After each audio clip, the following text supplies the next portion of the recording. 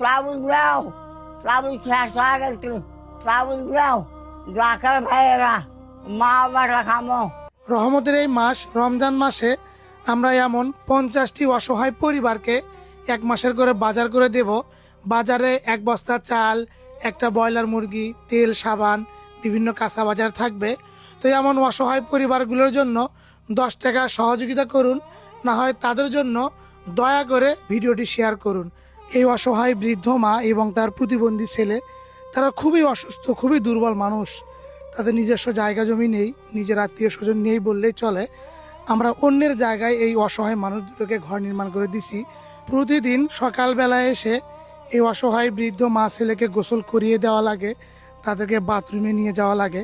তো এখনও আমি এই অসহায় প্রতিবন্ধী ছেলেটি বাথরুম করবে, তাকে আমি বাথরুমে নিয়ে যাচ্ছি। বাথরুম করার শেষে তাকে আবার বাহিরে বসে রাখার জন্য আমরা নিয়ে যাচ্ছি। এভাবেই ছোট বাচ্চাদের মতোই এই অসহায় মানুষ দুটোর সেবা যত্ন করতে হয়। আপনারা অনেকেই এই অসহায় মানুষ দুটোর ঠিকানা জানতে চান।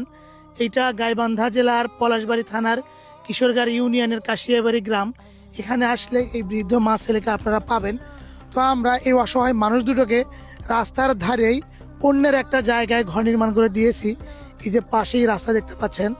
তো এই অসহায় মানুষ দুটো থাকার জন্য আমরা এই পাশে ঘর নির্মাণ করে দিয়েছি। এই যে তামিম মিডিয়ার উপহার ঘর দেখতে পাচ্ছেন, এবং তাদের রান্নার জন্য যে রান্নাঘর প্রয়োজন আমরা এখানে রান্নাঘর স্থাপন করে দিয়েছি, এবং তাদের জন্য টিউবওয়েল, বাথরুম স্থাপন করে দিয়েছি। এসব কিছুই আপনাদের অর্থগুলো দিয়েই এই অসহায় বৃদ্ধ মা এবং তার ছেলের জন্য এগুলো আমরা করে দিছি।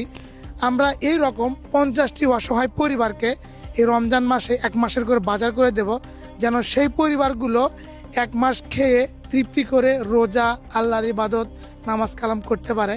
তাই আপনারা দয়া করে ভিডিওটি শেয়ার করবেন এবং 5 টাকা 10 টাকা সহযোগিতা করবেন।